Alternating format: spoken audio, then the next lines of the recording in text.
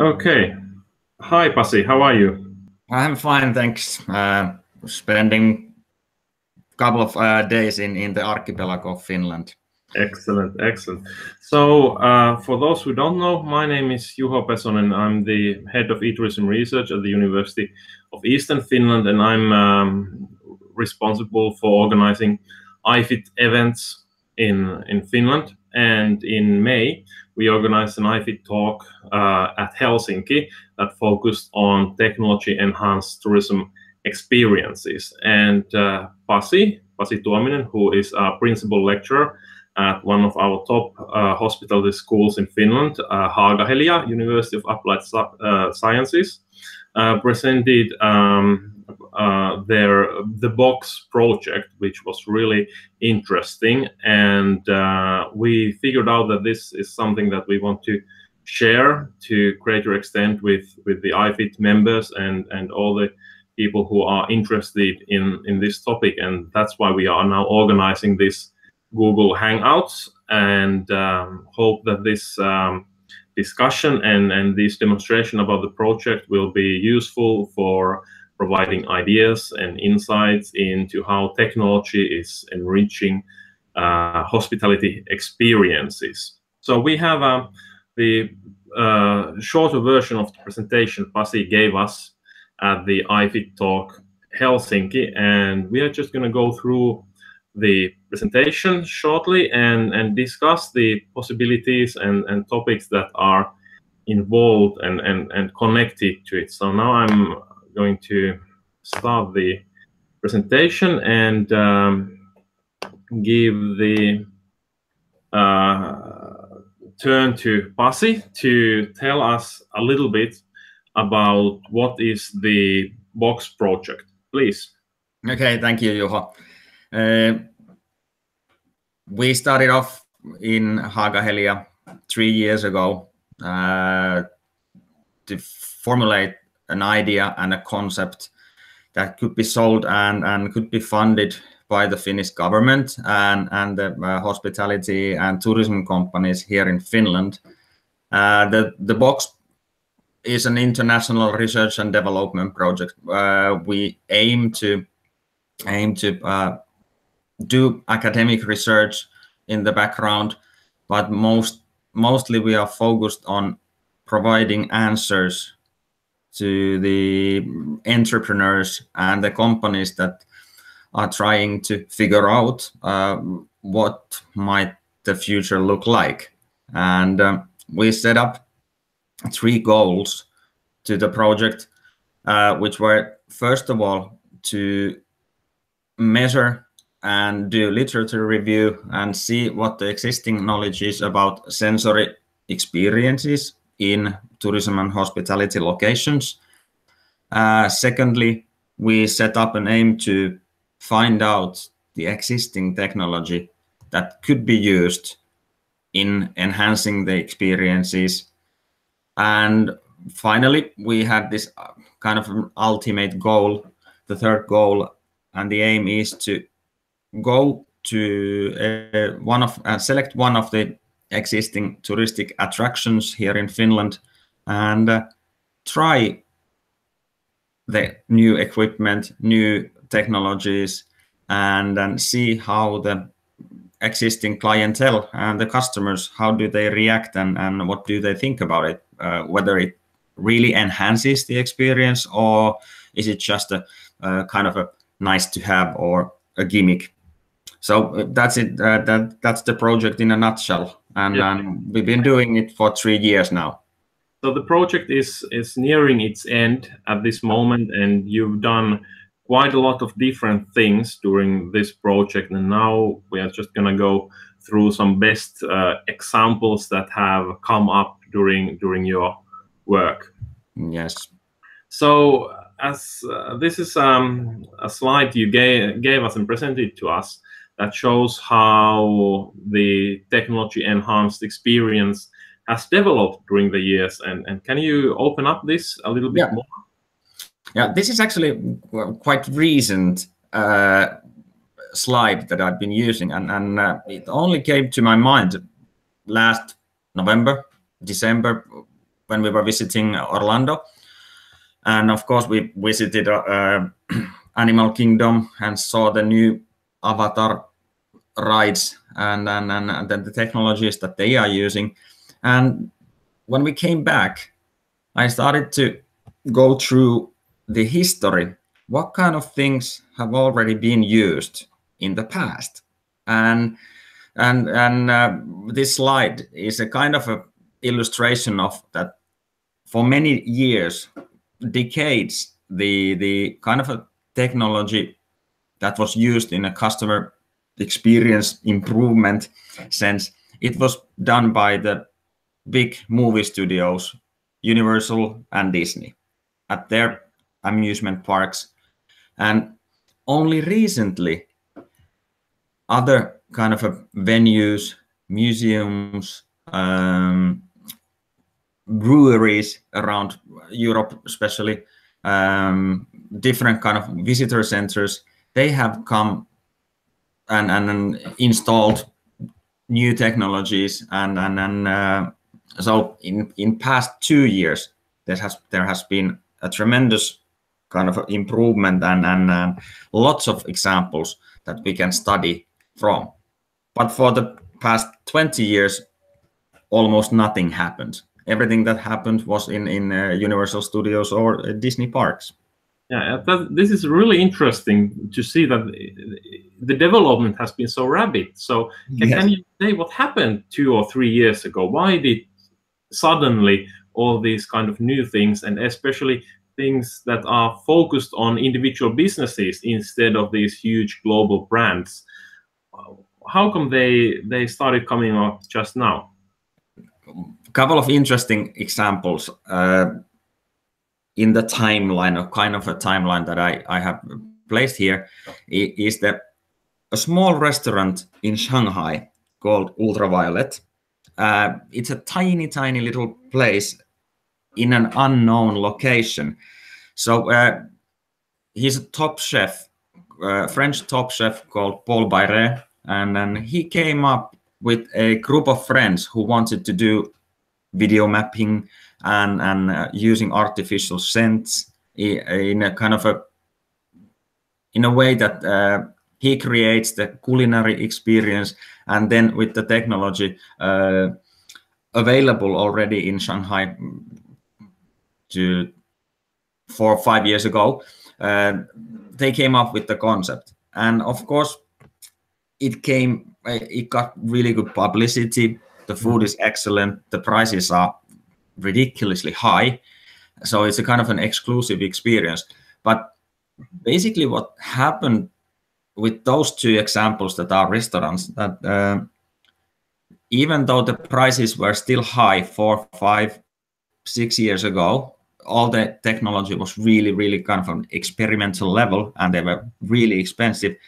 But these 2 examples showed that the experience that they can create is so unique that it's worth developing and then inviting technology companies to come up with easier approaches and of course sponsor the development in the technology wise. So one of the reasons is that prices have gone slightly lower, so it's a bit easier, but also the use and there are several companies nowadays also in Europe that they can show evidence that with their ideas and the technology, the story will be told in a more immersive way and people really like it. So they have also received so good feedback from the customers that they get so much more from the experience when there is storytelling has been done both in a traditional way but also with technology. And one of the really good examples are in the middle, Heineken, one of the biggest beverage companies, and in their visitor center, that is kind of an archetype of modern museum. Yeah. So you have tablets, you have beacons, you have video mapped rooms where you can follow the how the beer is done, for example, and then you have augmented reality kind of applications that you get more from the painting and things like that. So I think the technology and the use cases we get more examples, and then other companies can learn from those. So there are multiple things why things are developing so rapidly at the moment. Yeah, so we are constantly getting better at creating these experiences. So it's not just the technology that allows us, but also how we use it to create customer value. That is the key here. Yeah, there are also examples that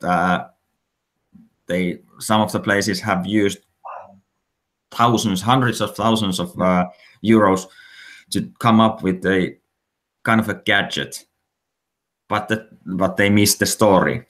So in a sort of way, it's not only having the state of art technology, you have to have that kind of a background story and the real elements of the experience also. So there were probably some examples even before ultraviolet, but that was basically the first like really successful combination of all these elements that showed the way for the rest of the things that are happening that we are now seeing. Yeah, and I think especially for the kind of food and beverage press and people kind of on the know and who tell the stories, the famous bloggers, the MasterChef TV program, which is probably in more than 40 different countries. So like the Spanish MasterChef program was shot in Sublimotion restaurant in Ibiza. Mm-hmm. So the publicity is immense, and so it's really nice to show for people, and then after that, like 2018, we've seen so many pop-up concepts in the restaurant field that are using. But that was a really good point on social media, and that's also why we are now focusing on customer experience so much, is that basically the only way you can earn your visibility in social media is by providing these experiences that people are willing to share and tell their friends and relatives about. And that's where the technology comes into play, that you can now create these fantastic experiences with technology that people really want to share in social media. Yeah. And I think I believe, especially in the museum and attraction business, at least my kids, they like to play and try different things. And I believe that my kids are not unique in that sense. I think that there are millions of that kind of yeah, definitely. So it's not just like seeing things anymore. It's about experiencing them. Yeah, that's great. So this is also something that you've done in the box project in reality by connecting food and drinks. Yeah, tourism scenery. So I'm gonna play the video now, and you can tell us a little bit more about this case. Yeah. Thanks, Ivo. So basically what we've been doing is that by trying different scripts, so I have a background from the hospitality industry, so most of my friends are either chefs or restaurant managers. So we've invited several internationally famous chefs to come up with their storyline of food or food in a certain location. Like, for example, here's a Vietnamese street kitchen, and this is actually built by our students. So they invited 250 industry representatives to have soup in a kind of a Saigon environment. And there are other examples, like this is a Hawaiian lunch restaurant in our campus, where we used Hawaiian food, and then we had videos, images. Another example is this Pirates of the Caribbean bar, where the students were selling absinthe and rum, and they had costumes. Another example, of course, being in Finland, is the Finnish nature, the forest. So this is another kind of a dreamy bar in a student party for 400 people. So combining sounds, real elements like woods, and then videos from a Finnish forest, or for example, like in this from the Venice, and combining the video stories, the sounds, the scents, and then the food. That has been the kind of idea, and we've done a lot of these. And of course, we wanted to see, is this scalable? How big can we go? It's always easy to come up with a small laboratory for 10 people and try out those ideas. So we went to Estonia and tried for 200 people. And here are some pictures from the dinner that we did, a 10-course dinner with a storyline, and each and every course had a story. So we used different images, different sounds, different paces of sound. We had Dr. Charles Spence from Oxford helping us with this sensory trick. So playing loud music or playing high-pitched music makes you feel more, the food tastes more sweet, or if you play slow music, it tastes more bitter, and things like that. So we have tried, and from each and every simulations that and these prototypes that we've done, we've collected feedback from the customers, and also from the people who have been building it. Mm-hmm. So this is, and we've done, and we have combined forces with Finnish food producers, so the raw material producers, and seen how far can we go, like telling where the rye has come from. So we took the camera, went to the fields, and followed all the way through to the bread making machine. This is great. People are more and more interested in learning where their food comes from, not just that it's organic and natural, but the real places and the real people behind it. Yes, yeah, especially the people. Excellent.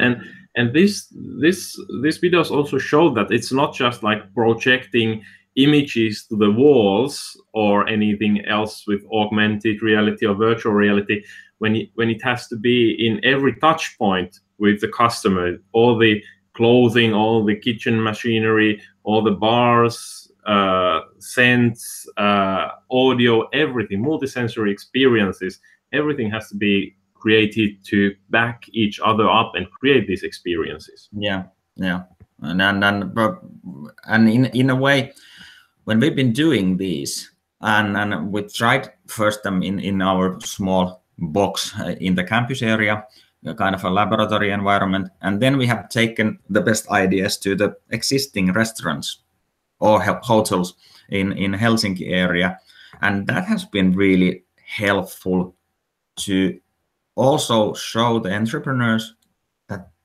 this could be possible in your restaurant also, or you can solve some of the existing problems that you have in your restaurant. Yeah. So in a sort of way, we can improve the existing environment and the story that they already have, or the food that they're already serving, with adding different layers. Mm-hmm. And you also have results that show that it's really good also for the business to do that. Yes, definitely. So, okay. So this is also about the multisensory experiences you have done and focused on in this project. You can also tell a little bit more about this example. Yeah. one of the kind of a natural starting point from us for us was the Finnish nature and the funny stories that we have from being Finns. We have the 4 seasons. We have beautiful summer. We have extremely cold winters, and we have these traditions that are not that familiar with the people from other countries. So what we do is when we get international students coming to Haga, or we have international guests visiting the campus area, or when we are in travel fairs, for example, we have come up with these funny little elements and kind of storylines that you can experience the Finnish culture in 5 minutes, for example. So what we can do is we can lower the temperature of the room to +4, +5 and make it really, really windy. And then with the touch of a computer, by clicking one computer button, we can turn it into a cozy summer feeling with the birds singing. And those are the elements that we took to Santa Claus office in Rovaniemi, which is a very traditional, very old-fashioned visiting attraction where you can meet the Santa Claus. So we tried some of the elements there, and then we came up with a concept. At the moment we call it Virtual Elf's House. So we have a 2-way video conference with Santa Claus, and we can take it to any hotel lobby or meeting room, for example, in Helsinki. So customers can go and meet Santa Claus in a kind of a place. Another place where we tried different levels of, okay, here you can see that, yes, we have also tried the, can you pause it, please? Thank you. We tried the things that we learned in Ähtäri Zoo. They received 2 pandas, I think it was this January, but already 2 years ago, we started the kind of a marketing, and we were helping them with the storytelling point of view in a new way. So 2 years ago already in Ähtäri Zoo, they had 2 different rooms. The other one was built like a forest somewhere in China, the natural habitat of pandas. And then people could walk in, see the forest, hear the sounds of the living environment of the pandas, and then they could try VR goggles and see 360 videos from the panda area in China. And then they had kind of a touchscreen tables where you could go and learn more from the panda reservation program. So we've done, and we've taken the things that we have learned in the laboratory environment to the real these places. And another funny story, if you play it onward, like most of the projects that I've been involved in, is that we always have these spin-offs. And when we did these things and we got the publicity and we had several thousand people experiencing the things that we have done, one of the Finnish advertising companies, they are doing advertising for Toyota Europe, and they were launching the Toyota Yaris. So this had nothing to do with hospitality or restaurants, but we helped the Toyota to build up a kind of a box where they invited 20 people to try out the new Toyota Yaris. And the Finnish people are famous for their rally driving skills. So this was a good storyline. They are met with a real world rally car note reader. And what we have done before this actual stunt happens is that we went with a professional rally driver and shot a 360 movie from a actual rally course. And now the guys are going to drive 190 kilometers per hour, and the car is moving, and we are in the middle of Finnish forest, basically. Very realistic sounds, and unlike the traditional rally simulators, the car was actually the one that you can buy from the shop. It was just placed in a pneumatic platform, and it was moving. You could push the pedal and accelerate it, but of course the car wasn't moving anyway. But it was really, really popular, and the videos in YouTube were really popular. They were watched more than 500,000 times altogether. So we showed that even though we are based, our domain is hospitality and tourism, but we can still provide things to other industries also.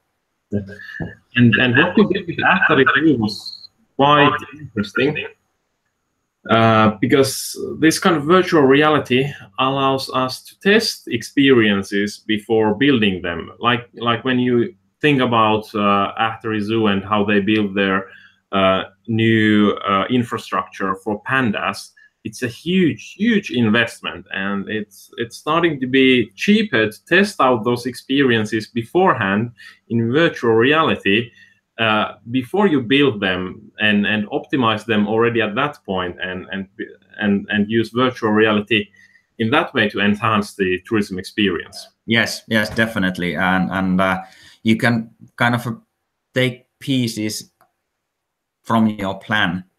Like After Zoo, they had things that in their mind, and they had already learned from the other examples in Southern Europe, for example, or in the States, that in some places they were using this and this. So we took a piece by piece and went to the travel fair, for example, and let the people try out, and then got the feedback. And finally, when they opened up the Panda Visitor Center, only some of the elements were used. But we tried multiple different things. And I think that's a kind of a very cost-efficient way to come up an optimal solution and combination of things.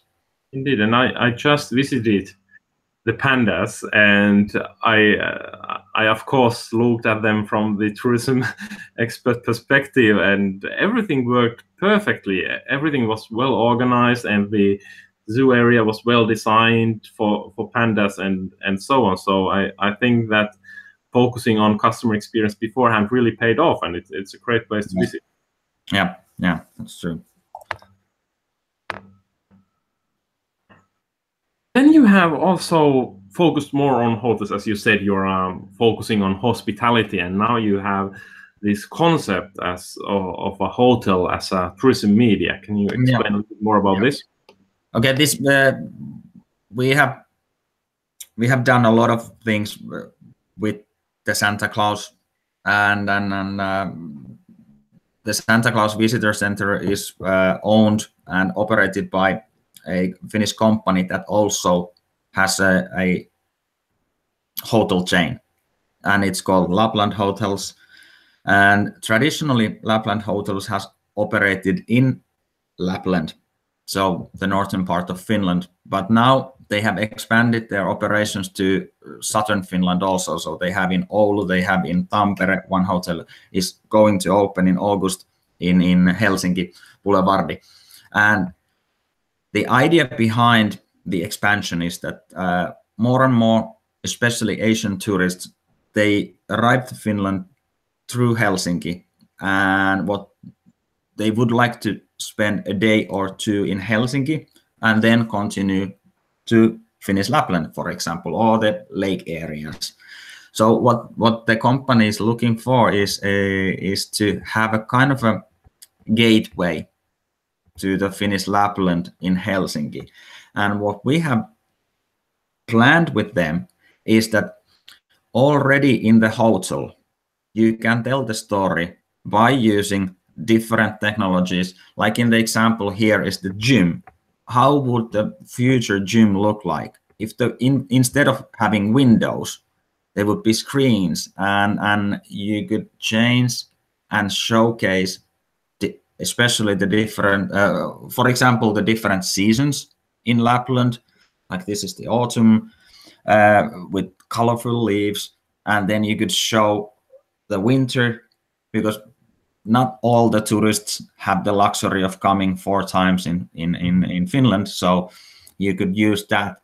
Also, the hotel room, already we have examples, and we have a small kind of a laboratory environment in our campus that we can change the interior design digitally in a hotel room. So what we see in the future is that instead of having to build everything from the scratch like a themed hotel, you could utilize the technology and then tell the story in a different way. And of course, it has a kind of a financial aspect also. When you are operating a hotel in a touristic destination, then you might be able to cooperate and even sell some of the hotel environment interior to other operators within the area. So in a sort of way you could utilize, and it has been done. Of course, when you go to a hotel in Rome, most likely the hotel TV has a kind of a info section, but this would take it to the next level. So it would be a kind of a story enhanced experience in many different ways. Yeah, and this also opens up, I would imagine, quite a lot of like architectural new possibilities to build hotels when you don't need to like consider hotel room windows anymore that much, and could provide any kind of like views and platforms for any rooms and so on. So what do you think about this? Yeah, we have already a great, probably the best example that we can use is the Caribbean cruise lines, and especially Royal Caribbean cruise lines. Not all of us has visited those luxury cruise lines, but we know that a boat has an interior kind of corridor. So not all the cabins have a window. Yeah. And when you are visiting places like Trinidad and Tobago, it would be better for the experience wise, and also for the pricing point of view, that all the customers would have the view. So what they did, they installed an 86-inch 4K level screen to all the cabins that didn't have a window, and now they have video cameras all over in the exterior of the boat. So no matter whether you are booked for the view cabin with the higher price, you can be in the interior corridor also, and you still have a live view wherever you are. Yeah. So, and they were able to increase the prices. So in the revenue management point of view, it also opens new possibilities. That's a great example. Thank you. Then you actually have this hotel room of the future in your campus, right? Yes, we do have. This is actually started already 10 years ago when we built up the Finnish hotel room of tomorrow. And it was a 3-year project then, and we were trying and inviting different industry specialists to come up with new materials and things like that. But within the box project, we also extended the project to the hotel room, and this is a real hotel room. This is located in next to our campus. We have this hotel called Hotel Haga Central Park, kind of a natural themed well-being hotel. We have spa treatments and things like that. But this is actually a hotel room. When the customer enters and checks in, he or she is given an iPod as a remote controller. And then when he goes to the room, he can select what kind of images, sceneries, action movies, or like this surfing movies. So there is a special projector in the room which can be controlled with the iPod, and it projects this 270-degree panoramic videos to the existing wall. And this is actually, at the moment, we are collecting feedback from the customers. So each and every night there is someone staying in this hotel room, and they have a questionnaire there to fill up. And then when we go back to school in August, we have 160 or hopefully 200 questionnaires there. Then we can draw some conclusions that what are the good things, and is it easy to use, and does it really improve and extend the experience, and then we can write something about that. Yeah.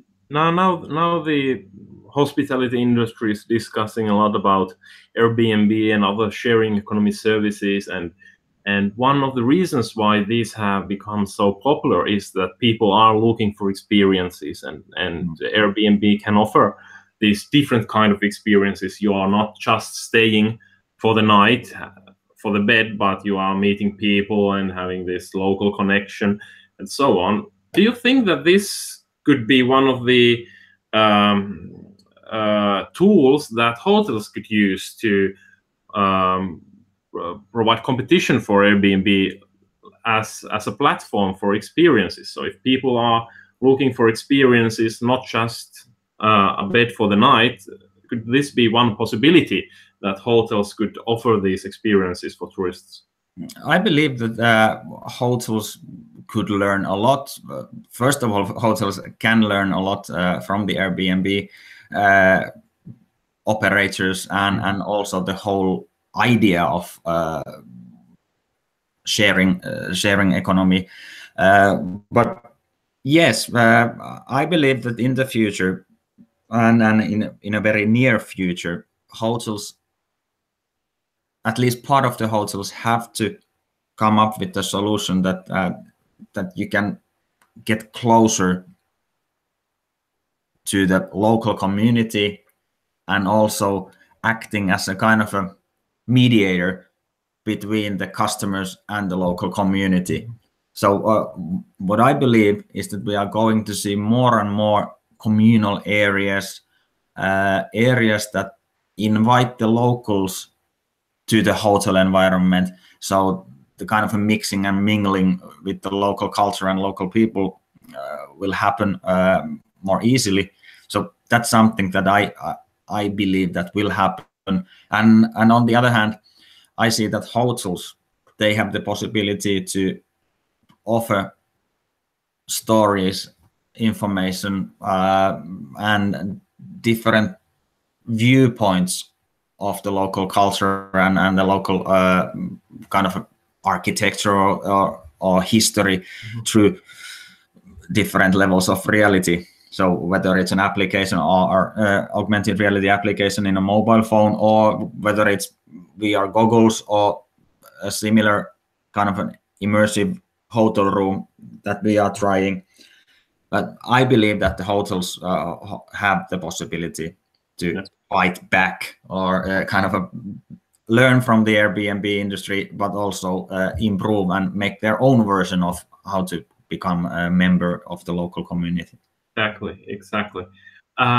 This also opens up for possibilities to modify and design different hotel rooms for different purposes. Like if people are working in a hotel room, for example, people are spending time there, people are playing video games, people are sleeping, of course, but doing also other kind of things. So this could be one possibility, to have this hotel rooms that are focused on different kind of things that people could do.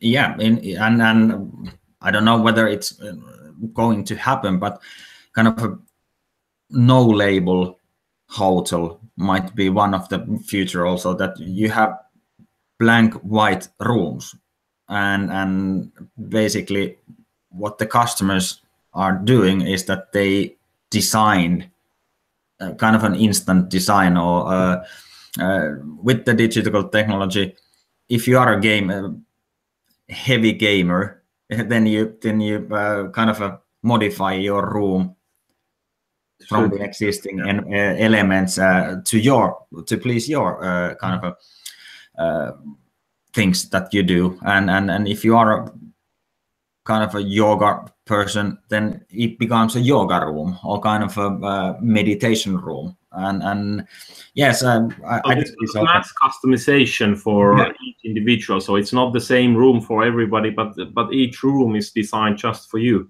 Yeah, that's what I think. And we already have the signs, and I think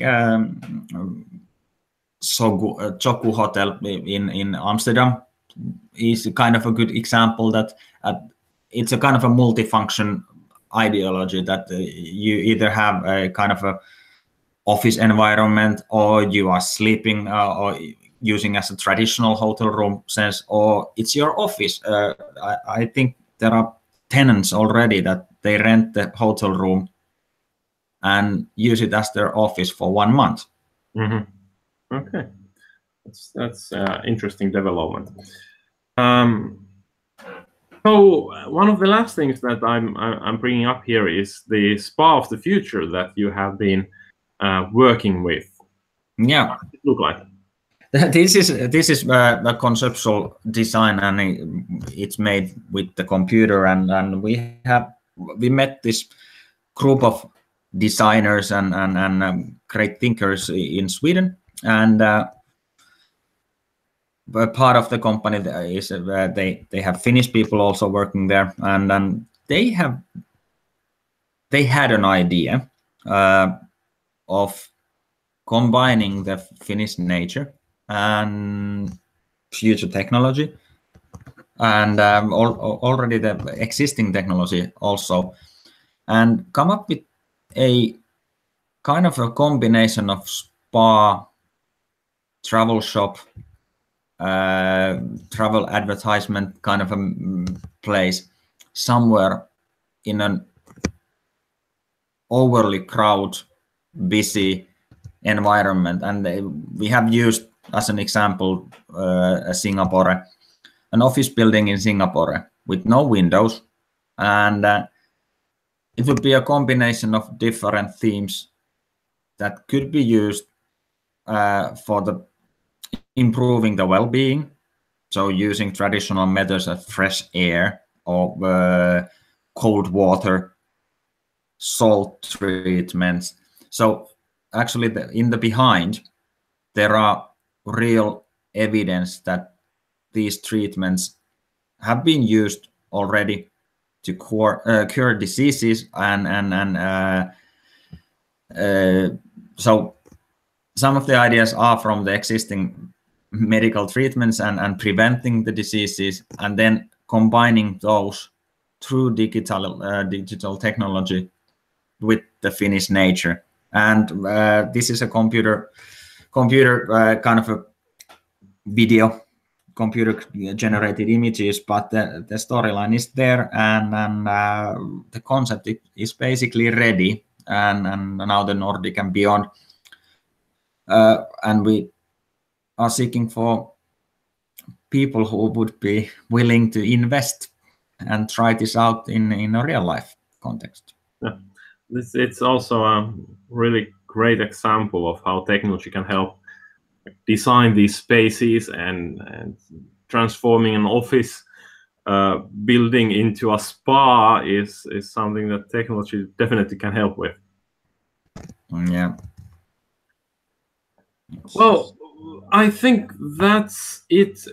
Personally, I think that this box project you have is a fantastic example of cooperation of businesses and institutes of higher education, as individual businesses might have problems doing what you are doing, like they don't have the resources of implementing all these kind of things and testing out these things alone, but it's great that by having university to have this kind of technology and test it out in different kind of environments and different kind of businesses really helps everybody out. So it's kind of a win-win situation, right? Yeah, and I believe that we have a unique situation to have friends like you guys in University of Eastern Finland, but also meeting people from Manchester like Timothy Young and their augmented and virtual reality center there, and see what they are doing and the findings that they get from their research. The guys in the Netherlands, in Portugal. So also our community gives us and opens up doors to places that none of the industry guys would get. So yeah, it is. I often I have said that for us this is easy because we can always call or send a message to a colleague somewhere in the world that we think that might know more from this industry, and perhaps they have connections, different kind of connections that we don't have in Finland. So yeah, I think this is the way that we would like to do this in the future also. Great. So now you have a lot of data still to analyze before the project ends, and we do hope that we will get to see more of the results of this project in academic publications and reports and so on. Yes, that's the plan. Great. Well, thank you, Pasi, so much for this, and of course, thank you, IFIT, for helping us to organize the IFIT Talk event at Helsinki, and we do hope that this discussion and the Box project has been interesting for anybody who is listening or watching this Hangouts on air, and especially thank you, Pasi, once more for joining and presenting your excellent project with us. Thank you, Juho, and thank you, IFIT, for inviting. Okay, and have a nice summer. Have a nice summer, you all. Thank you. Bye. Bye-bye.